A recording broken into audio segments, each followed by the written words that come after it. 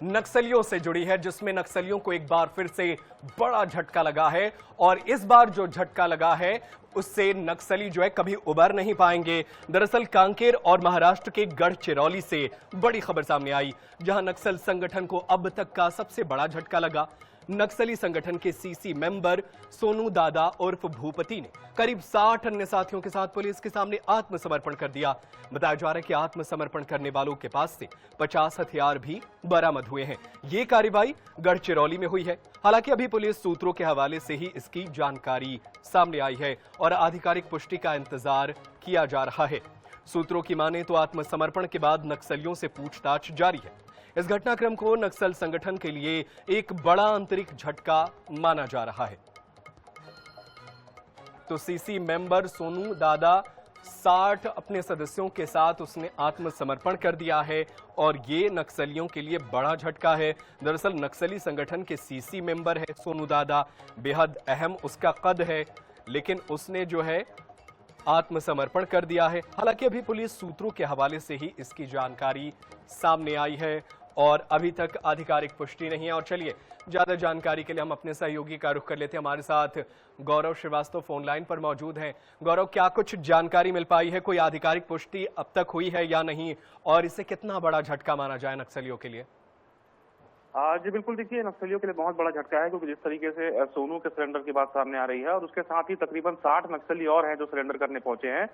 क्योंकि ये सरेंडर गढ़चिरौली में हुआ है तो इससे साफ है कि ये सोनू जो है वो माड़ के रास्ते ही गढ़चिरौली पहुंचा होगा। और माड़ डिवीजन ने हाल ही में एक पत्र जारी किया था और 15 अक्टूबर के पहले सरेंडर करने की बात कही थी। तो ये संभव है कि सोनू के साथ जो अन्य नक्सलियों ने सरेंडर किया है वो माड़ डिवीजन के नक्सली हो सकते हैं। इसमें कई बड़े कैडर भी शामिल हो सकते हैं। और तो सबसे बड़ी बात है, 50 हथियारों के साथ सरेंडर करना अब तक का सबसे बड़ा सरेंडर माना जाएगा। इसमें कई ऑटोमेटिक वेपन्स भी हो सकते हैं। नक्सल संगठन के लिए बहुत बड़ा झटका है। हालांकि आधिकारिक पुष्टि इसकी अभी तक इसलिए नहीं की गई है क्योंकि कल शायद महाराष्ट्र के गृह मंत्री या मुख्यमंत्री गढ़चिरौली पहुंच सकते हैं और बड़े लेवल पर इसके प्रेस कॉन्फ्रेंस करके इसके पूरे मामले का खुलासा किया जाएगा। जी बिल्कुल, मतलब इसे बड़े लेवल पर इसके प्रेस कॉन्फ्रेंस करने के बाद इसका खुलासा होगा। लेकिन इसको जब इतने बड़े नक्सली ने आत्मसमर्पण कर दिया है तो क्या माना जाए और भी बहुत सारे लाइन में है जो जल्द ही आत्मसमर्पण करेंगे, या उनके कुछ ऐसे शर्तें हैं जिसकी वजह से रुकी हुई है उनके आत्मसमर्पण को लेकर? जी देखिए, जिस तरीके से सोनू ने जब पत्र जारी किया था उसके बाद अलग अलग एरिया कमेटी से पत्र आने शुरू हुए थे। माड़ डिवीजन ने पत्र जारी किया, उन्होंने सोनू का समर्थन किया था। उसके बाद उत्तर बस्तर जोन से सुखदेव कोड़ो ने पत्र जारी किया था, उन्होंने भी सोनू के बयान का समर्थन किया था। ऐसे में कहीं न कहीं जो माड़ का इलाका है, उत्तर बस्तर का इलाका है, यहाँ से और भी बड़ी संख्या में नक्सली जल्द ही सरेंडर कर सकते हैं ऐसी संभावना जताई जा रही है। और कहीं न कहीं जो नक्सलियों का सबसे मजबूत जो जोन था अबुझमाड़ का, वहीं से समर्पण की बात निकल कर आई है।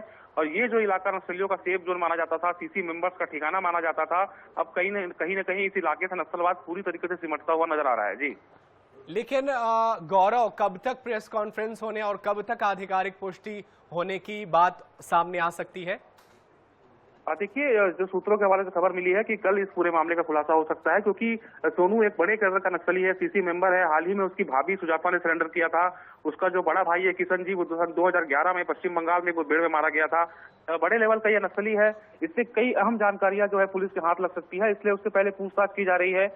और ये भी संभावना है कि उसके साथ और भी बड़े कैडर के नक्सलियों ने सरेंडर किया होगा। तो तमाम तरह की पूछताछ के बाद कल दोपहर शाम तक इस पूरे मामले का खुलासा महाराष्ट्र पुलिस कर सकती है। बिल्कुल इंतजार रहेगा कल दोपहर तक का, जब सब कुछ सामने लाकर प्रेस कॉन्फ्रेंस करके इसका खुलासा किया जाएगा। आप नजरें बनाए रखिएगा। गौरव श्रीवास्तव आगे भी आपसे जानकारी हासिल करते रहेंगे। तमाम जानकारी के लिए बहुत आभार।